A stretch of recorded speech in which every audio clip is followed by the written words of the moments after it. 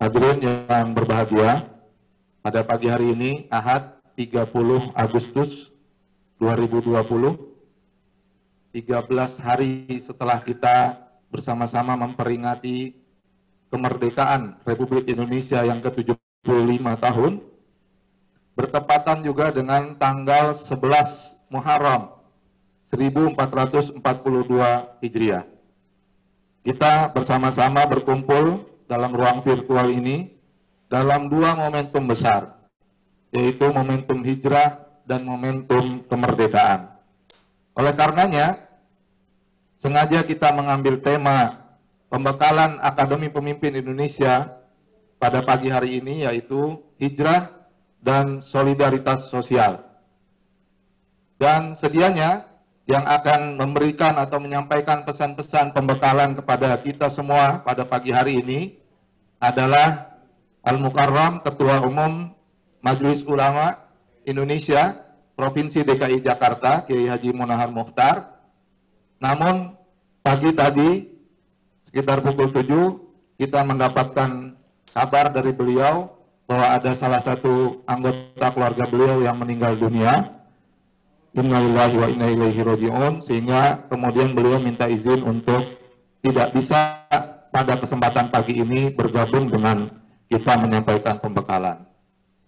Namun alhamdulillah pagi ini tetap kita akan melaksanakan pembekalan yang insya Allah kita akan mendengarkan nanti uraian pembekalan tentang tema hijrah dan solidaritas sosial yang insya Allah akan disampaikan oleh Kiai Haji Ade Purnama dari Majelis Ulama Indonesia Jakarta Utara dan Forum Kerukunan Umat Beragama Jakarta Utara. Dan alhamdulillah beliau sudah berada di tengah-tengah kita. Untuk itu, marilah bersama-sama kita semua mengkonsentrasikan hati dan pikiran kita untuk menerima pembekalan dan menyimak pesan-pesan yang insya Allah akan disampaikan oleh beliau. Kepada beliau, Ustadz Kiai Haji Ade Purnama, kami persilahkan.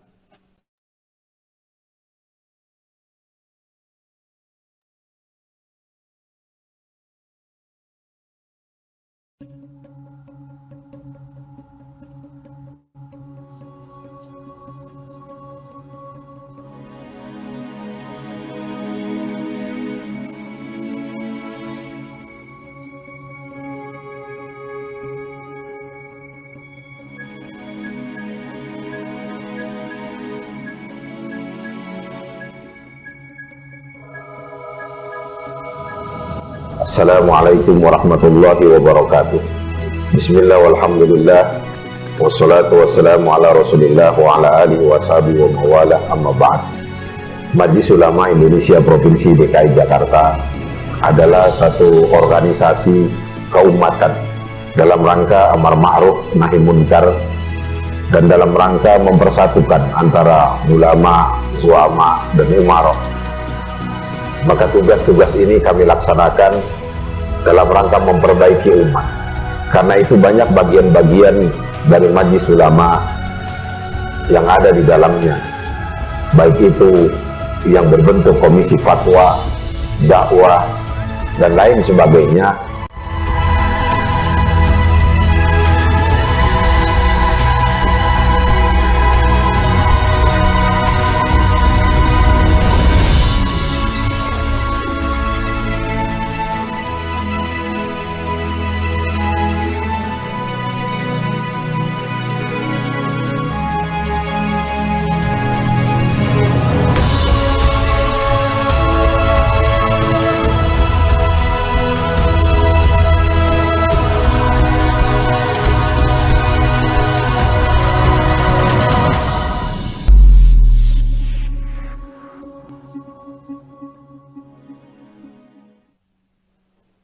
Alhamdulillah, uhayikum bitahiyatil Islam, tahiyatan min indillah, mubarakatan tayyibah, tahiyata ahlil jannah, wa tahiyatu hassalam. Assalamualaikum warahmatullahi wabarakatuh. Alhamdulillah, alladhi an'ama alaina bi ni'matil ilmi wal amal, wa ni'matil ibadah wa ni'mati syahril haram. Asyhadu an la ilaha illallah wahdahu la syarikalah wa asyhadu anna Muhammadan abduhu wa rasuluh. Allahumma ftah lana qulubana wa alhimna rusydana wahdina ila siratikal mustaqim. Faqala ta'ala a'udzu billahi as-sami'il 'alim minasyaitonir rajim. Ya ayyuhalladzina amanu ittaqullaha haqqa tuqatih wa la tamutunna illa wa antum muslimun amma ba'du. Terima kasih kesempatan yang diberikan pengurus Partai Gelora DKI Jakarta dan atas undangannya kepada kami dari Majelis Ulama Indonesia DKI Jakarta. Sejatinya yang akan hadir adalah Ketua Umum, yaitu Kiai Haji Munahar Mukhtar, namun beliau berhalangan karena ada keluarganya yang wafat, ya Allahumma gfirlahu warham. Kemudian Wakil Ketua Umum Kiai Haji Sulaiman hari ini sedang berada di Cirebon, dan Sekretaris Umum Kiai Haji Yusuf Aman sedang berada di Cileungsi, Bogor, yang juga jam 10 harus ada acara di Citerep. Oleh karena itu, saya dari Majelis Ulama Indonesia Jakarta Utara yang bisa dan mewakili Majelis Ulama Indonesia dalam kesempatan Akademi Pemimpin Indonesia dalam kesempatan yang baik ini. Saudara-saudara, tema yang diamanahkan kepada kami dari Majelis Ulama adalah hijrah dan solidaritas sosial. Ada satu hal yang menarik ketika Amirul Mukminin Umar Ibnul Khattab mengumpulkan para gubernurnya di musim haji. Jadi Umar itu satu-satunya khalifah yang dikenal dalam sahabat sangat disiplin soal administrasi. Sampai-sampai setiap gubernur itu oleh Umar diwajibkan untuk melaporkan anggaran belanja itu secara tertulis. Sampai-sampai ada seorang gubernur yang protes, ya Amirul Mukminin, apakah Anda tidak percaya dengan kami? Kata Umar, justru saya mengangkat kalian menjadi gubernur karena saya percaya. Lalu kenapa harus tertulis? Kata Umar, setiap real, waktu itu bukan real, dinar dan dirham yang kalian keluarkan, saya yakin kalian bisa pertanggungjawabkan di hadapan Allah. Tapi administrasi itu perintah Allah. Kita tahu ayat yang terpanjang di dalam Al-Quran itu adalah ayat tentang administrasi. Al-Baqarah 282. Satu halaman penuh, ya itu tentang administrasi. Nah, dalam kesempatan lain juga Umar biasa surat menyurat dengan para gubernurnya. Dan ya suatu ketika ada gubernurnya yang komplain, ya Amirul Mukminin, kenapa surat saya yang dikirim kepada khalifah belum dijawab? Padahal itu sangat jawabannya kami butuhkan.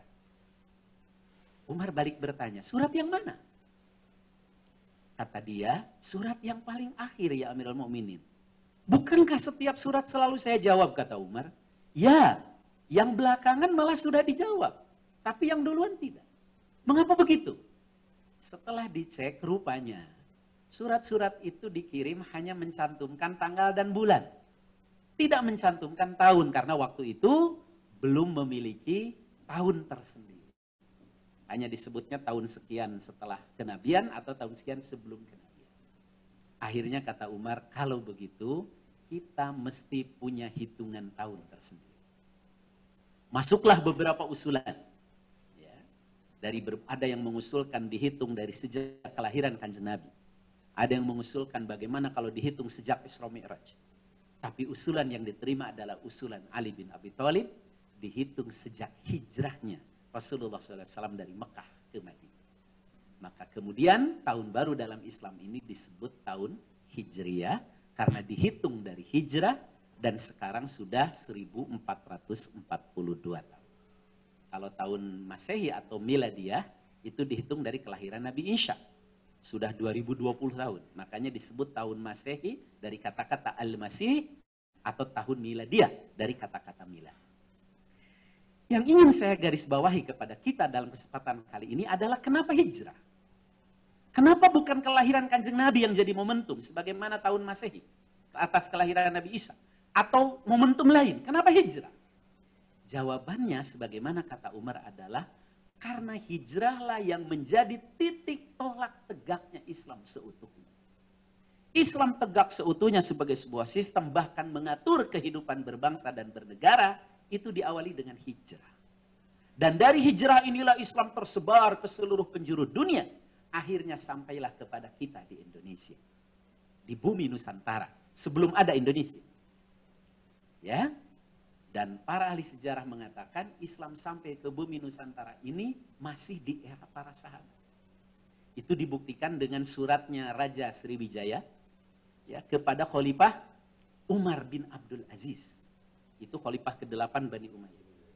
Kata Raja Sriwijaya, agar Tuan mengirimkan guru-guru agama kepada kami. Karena rakyat kami di Sriwijaya ada yang agamanya sama dengan Tuan. Kalau di zaman Umar bin Abdul Aziz, dan suratnya sampai sekarang masih ada, tersimpan di Istana Topkapi. Kalau di zaman Raja Sriwijaya sudah ada rakyatnya yang Muslim, itu artinya Islam sampai ke Nusantara sebelum itu. Dan menurut penelitian ternyata di zaman Utsman bin Affan. Itu semua bermula dari hijrah. Kalau tidak ada hijrah, mungkin kita tidak tahu siapa Tuhan kita. Barangkali masih seperti suku di pedalaman sana yang tidak tahu siapa Tuhannya, menyangka ada di pohon, ada di gunung, ada di alam. Maaf, berpakaian saja tidak. Tapi berkat Islam sampai ke Nusantara, akhirnya kita menjadi seorang Muslim, kita jadi tahu siapa Tuhan kita, Allah.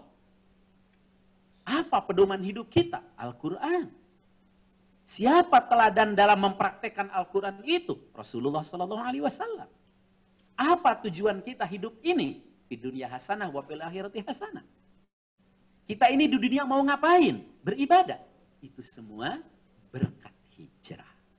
Maka hijrah menjadi momentum titi mangsa dalam tahun Islam. Ini menjadi sangat tepat karena setiap berganti tahun kita akan mengenang semangat hijrah, semangat mendakwahkan Islam, semangat untuk terus berbuat bagi agama dan umat ini. Nah, saudara-saudara yang saya cintai, maka setiap berganti tahun, setiap memasuki tahun baru, bukan hanya bertambah hitungan usia dan berkurang jatah umur, tapi semangat hijrah, semangat mendakwahkan Islam, semangat untuk terus berbuat bagi agama dan umat ini harus senantiasa terpatri di kita.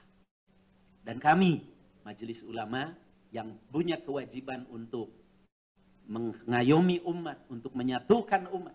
Ada moto di Majelis Ulama itu menjadi perekat bukan penyekat. Ya, senantiasa melayani umat, maka tentu harus bersama-sama dengan semua komponen umat Islam, termasuk ormas Islam, partai politik, agar sama-sama berkiprah dan berbuat untuk umat sesuai dengan amanat dari para pendiri negeri ini, ya, mencerdaskan kehidupan bangsa dan seterusnya. Wabil khusus tentu saja menjaga kesadaran beragama, kerukunan beragama, ya, yang merupakan sendi daripada pembangunan bangsa kita. Saudara-saudara yang saya hormati, lalu apa kaitannya dengan solidaritas sosial? Kita tahu bahwa ya, bulan Muharram sudah menjadi sisi yang baik, tradisi yang baik di kalangan umat Islam, itu dikenal sebagai lebarannya anak yatim. Ini bukan sesuatu yang bid'ah, tapi ini sesuatu yang positif, karena dengan menjadikan momentum sebagai lebaran anak yatim, paling tidak setiap umat dituntut untuk punya kontribusi, punya andil, kepedulian, empati, simpati kepada umat yang du'afa dari kalangan kaum muslimin ini. Ya, jadi kalau 10 Muharram ada puasa sunnah Asyura, itu kesolehan pribadi, maka berbagi, peduli kepada yatim, kepada miskin adalah kesolehan sosialnya. Dan sengaja ya mengambil lebaran momentum lebaran anak yatim itu di bulan Muharram. Sehingga hijrah bukan hanya semangat untuk mendakwahkan Islam, meningkatkan kesolehan pribadi, tapi juga meningkatkan kesolehan sosial yang tadi dibahasakan dengan istilah solidaritas. Ada kisah menarik ketika Kiai Haji Ahmad Dahlan mendirikan Muhammadiyah di Jogja. Dalam sebuah majelis, ya, beliau menyampaikan ayat, "Ara'aita alladzi yukadzibu biddin, fadzalika alladzi yad'ul yatim." Tahukah Anda siapa orang yang mendustakan agama? Itulah mereka yang tidak peduli kepada si yatim.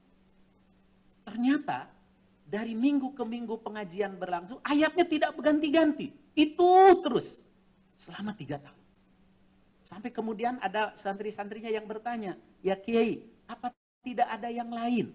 Apakah ilmu Pak Kiai habis? Kok aru'aita lagi? Dengan tersenyum beliau menjawab, kita tidak akan pindah surat, tidak akan pindah ayat kalau belum bisa mengamalkan. Hasilnya apa? 3 tahun kemudian berdirilah panti-panti asuhan Muhammadiyah. Maka Muhammadiyah menjadi pelopor panti-panti asuhan di Nusantara ini, di bumi Indonesia. Ya, dan Majelis Ulama ya sebagai pengayom dari seluruh ormas-ormas Islam tentu ya memberikan ruang dan kesempatan kepada semua ormas, wadah Islam, partai politik untuk berkiprah kepada umat. Kalau NU punya jasa besar dengan tumbuhnya pesantren di mana-mana, Muhammadiyah punya jasa besar dengan tumbuhnya lembaga-lembaga sosial di mana-mana, panti asuhan, sekolah-sekolah Muhammadiyah, dan sebagainya. Demikian juga ormas-ormas yang lain dengan mencetak para mubalik, para kiai. Maka kami berharap partai-partai politik pun bisa berkiprah untuk mencetak calon-calon pemimpin umat ke depan. Dan saya berharap ya apa yang diselenggarakan oleh saudara-saudara Partai Gelora dengan Akademi Pemimpin Indonesia ini bisa mencetak calon-calon pemimpin umat ke depan. Ya untuk mencetak Soekarno-Soekarno baru, Nasir-Nasir baru di masa yang akan datang. Inilah yang bisa kami sampaikan.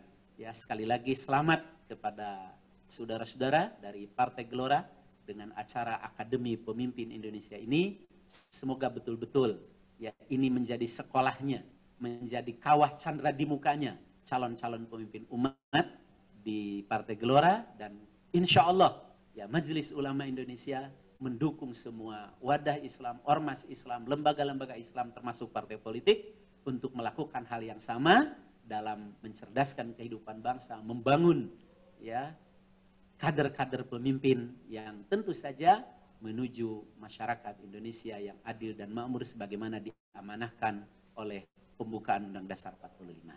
Sekali lagi selamat pada saudara-saudara ya, dan pada akhirnya kami menghimbau untuk terus ya setiap kita berfastabiqul khairat, berlomba-lomba dalam kebajikan untuk memberikan kontribusi bagi umat dan bangsa.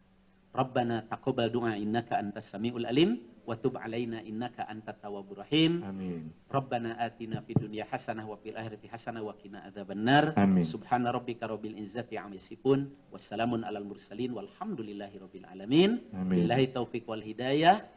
Wallahul muwaffiq ila aqwamit thariq. Allahu ya'khudhu bi aidina ila ma fihi khairul islam wal muslimin. Billahi fisabilil haq. Assalamualaikum warahmatullahi wabarakatuh.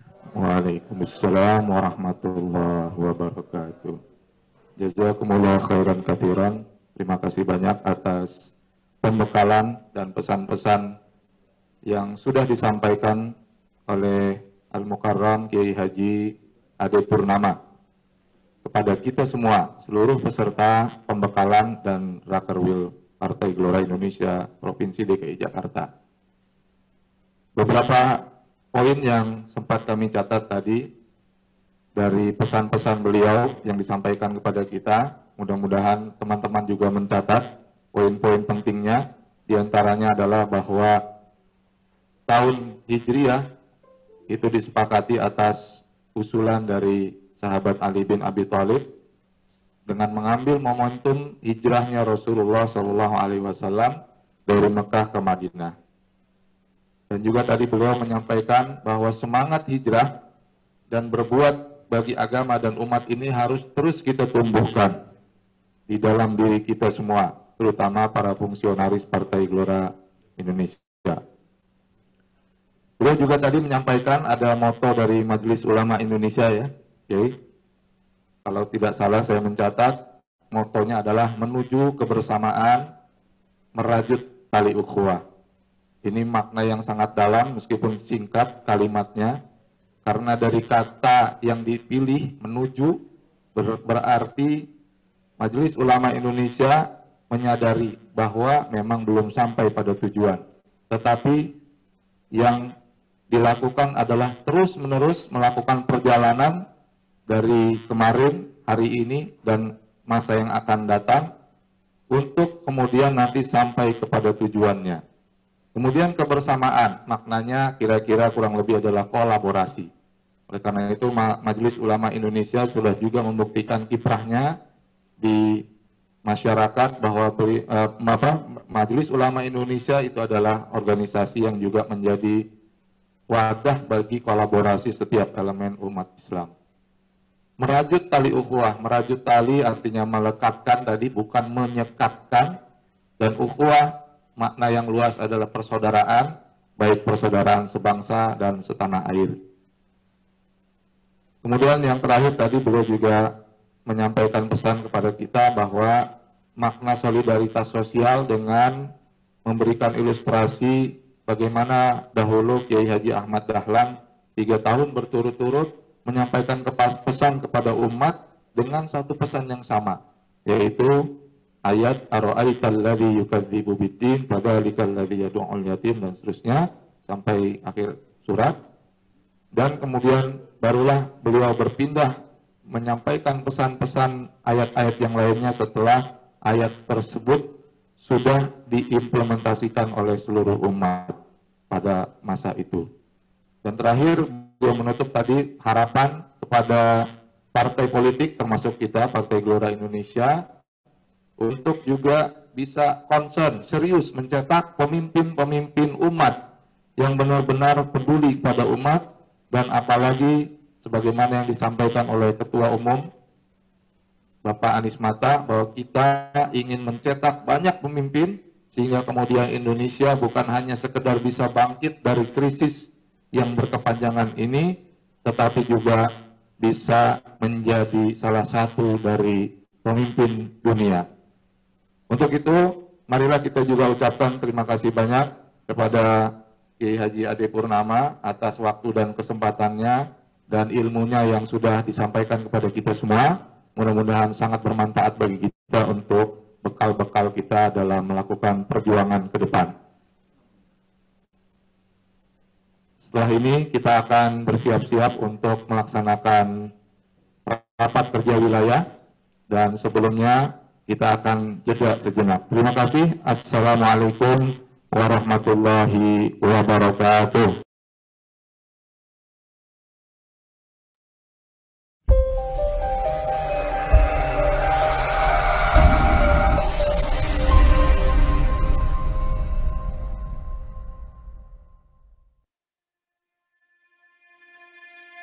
Setiap sejarah selalu menyediakan sejumlah tantangan untuk dijawab oleh manusia. Sekarang, dunia berada di dalam era digital. Era digital adalah tentang keterhubungan atau connectedness dan jejaring atau network. Karena itu, agar bangsa ini bisa unggul dalam persaingan global, maka kita perlu mengembangkan sejumlah pola pikir kepemimpinan atau leadership mindset dan sejumlah fitur kepemimpinan global atau global leadership yang tepat. Setelah lebih dari 20 tahun reformasi, kita kini mulai memasuki gelombang sejarah baru Indonesia. Suatu era yang sama sekali baru. Gelombang sejarah ini ditandai dengan berakhirnya Cold War atau Perang Dingin, makin pentingnya teknologi dan internet dalam kehidupan sehari-hari, serta makin meningkatnya pengetahuan dan keterhubungan global citizen. Inilah dunia yang kita hadapi sekarang.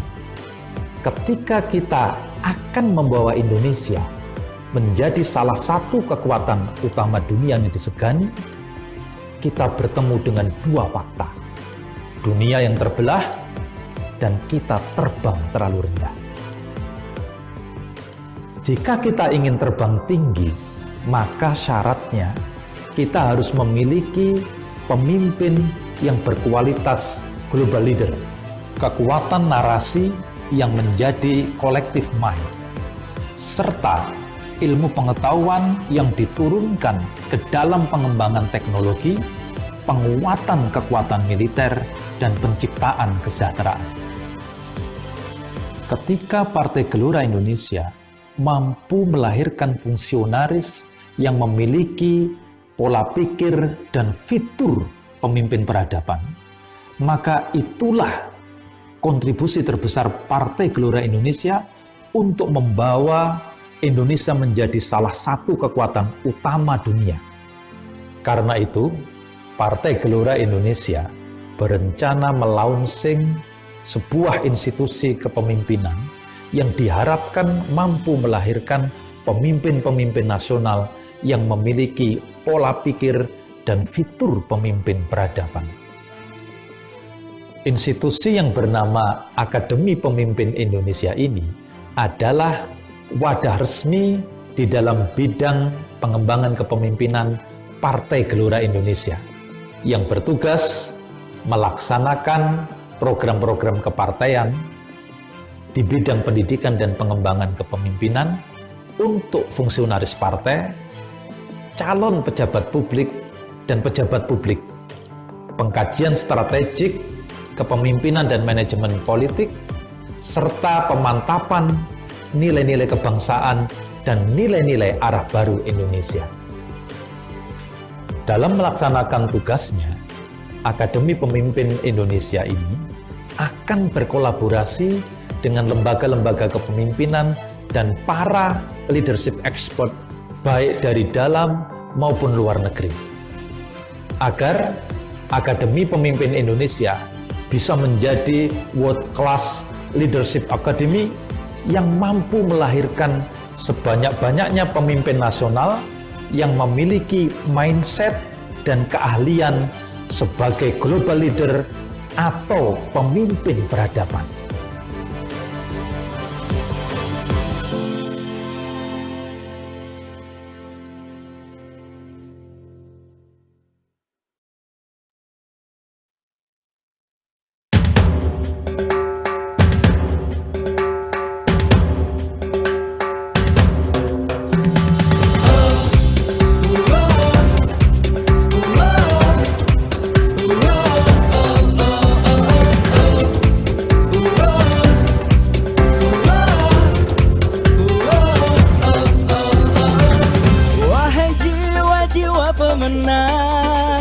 Masa depan masih panjang, siapkan diri untuk berjuang, kejayaan pasti datang.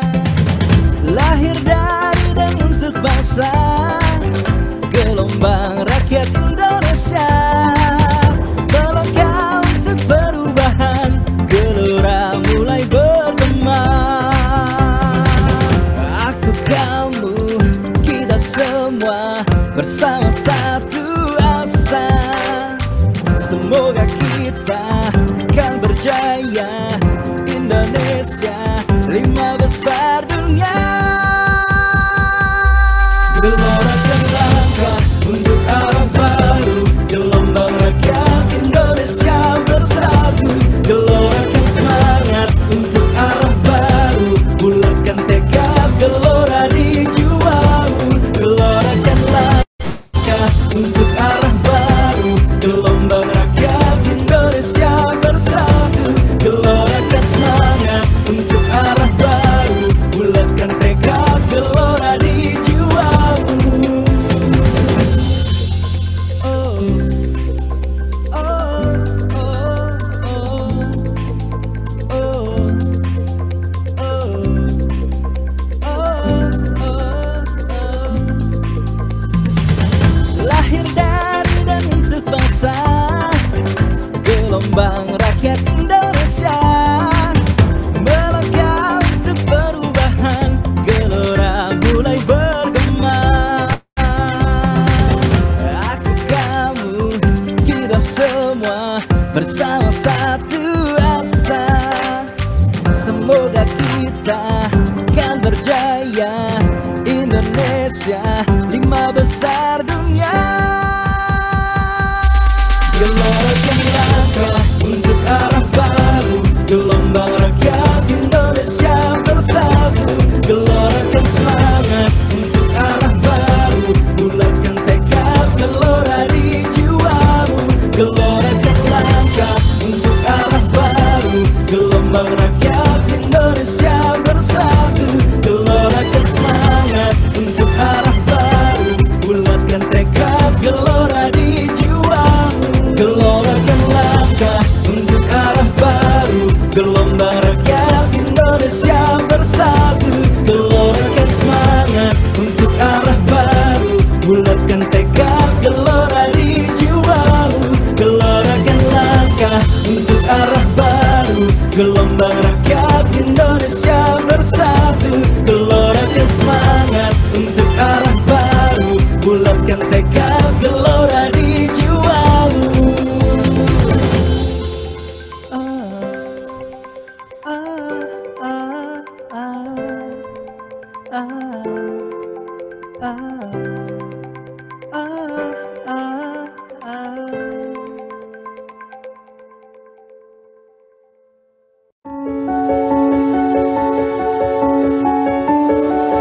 Gelora Indonesia, Jakarta Barat.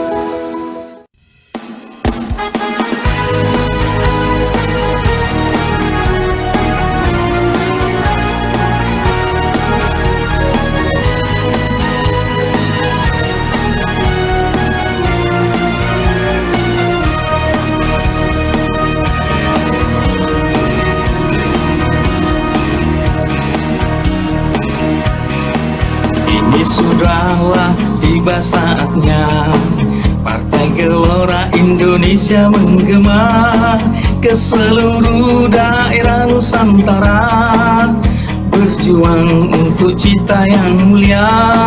Ke seluruh daerah Nusantara, berjuang untuk cita yang mulia. Mari kawan, sanak saudara, kita berjuang bersama-sama, perbaiki keadaan negara, disegani seluruh dunia. Perbaiki keadaan negara, disegani seluruh dunia. Ayo sing-singkan lengan bajumu, singkirkan semua kemalasanmu.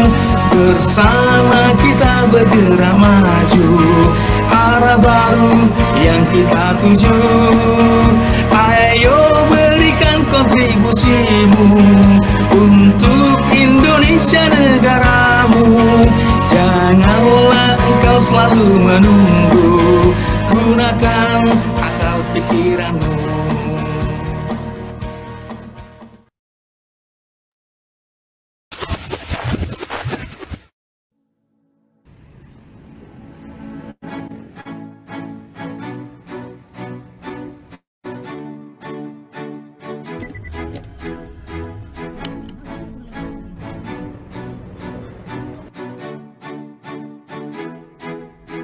Indonesia memiliki potensi sumber daya alam dan sumber daya manusia yang luar biasa.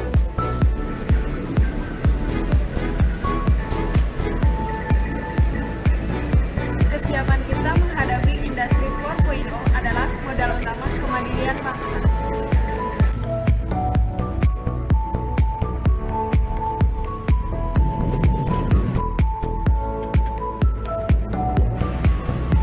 Bonus demografi Indonesia adalah modal untuk menjadi bangsa yang bisa.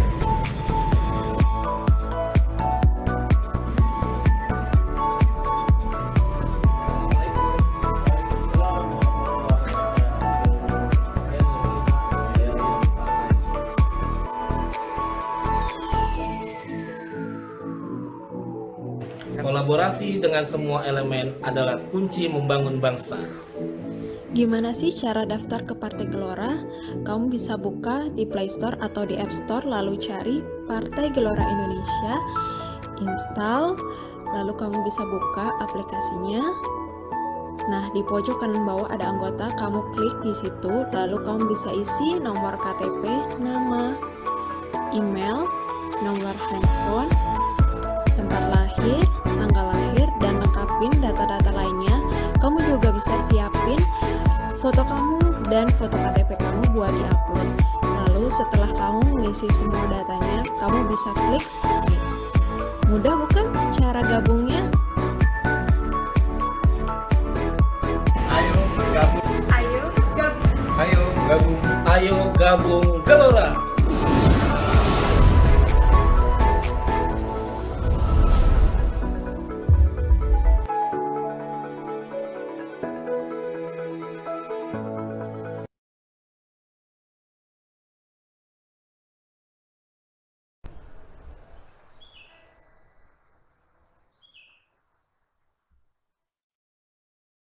Gelisah dengan tantangan baru. Karya yang belum tentu dilirik atau didengar.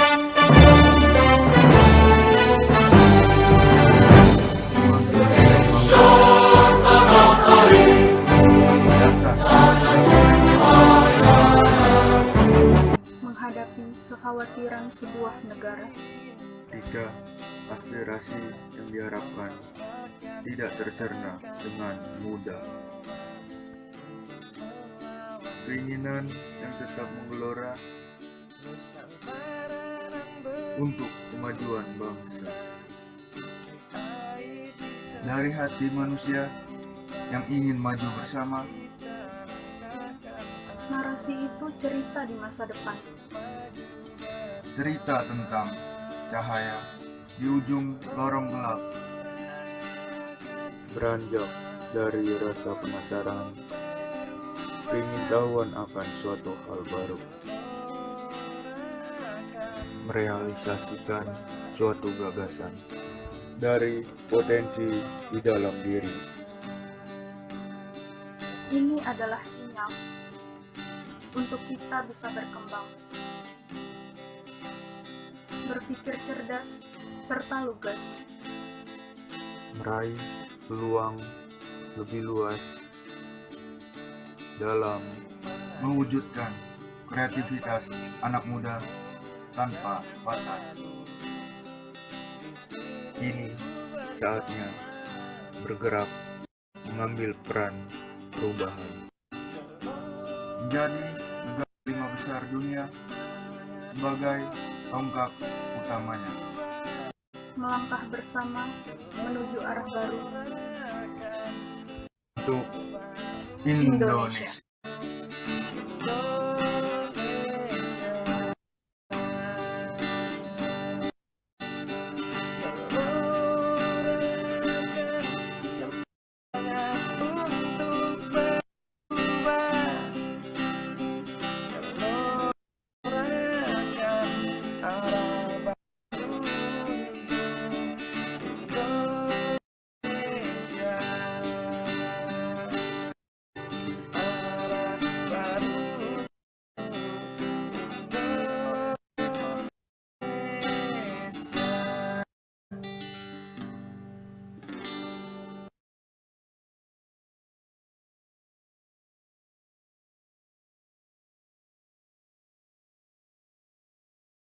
Dimulai dari Solidaritas Bantu Jakarta hingga kolaborasi membangun Indonesia.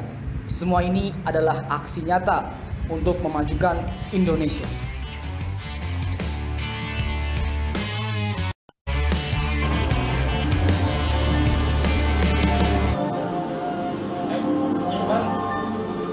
Hari-hari terus berlalu, tiada pernah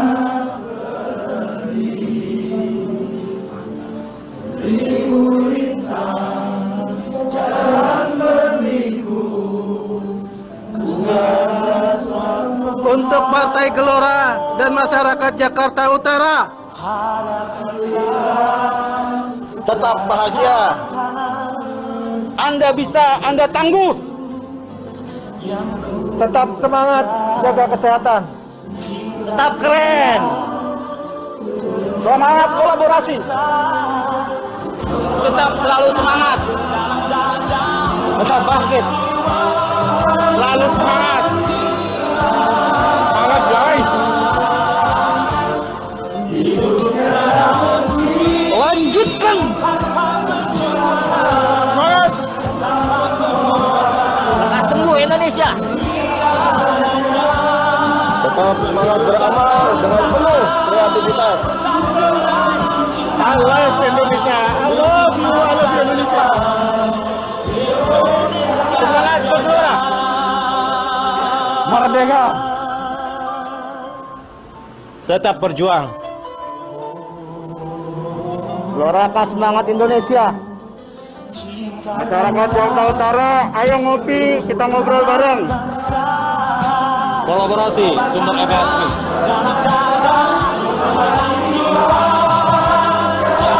Tetap semangat. Indonesia menuju 5 besar dunia. Bersama kita bisa. Semangat. Jadi lebih unggul. Demi Indonesia lebih maju.